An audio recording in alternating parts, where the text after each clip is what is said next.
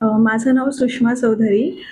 आज माझा प्राणिक हेलिंगचा basic course complete झाला आहे. तर हे करण्यामागे कारण असं होतं, की म्हणजे माझ्या एका फॅमिली मेंबरने हा कोर्स केला. म्हणजे हीलिंग घेतली आणि त्याचा इतका छान म्हणजे फरक जाणवला ना, की मला त्याच्यामध्ये इंटरेस्ट निर्माण झाला, की नक्की काय आहे? कसं म्हणजे कसं होतं? काय होतं? आणि विदाऊट साइड इफेक्ट वगैरे.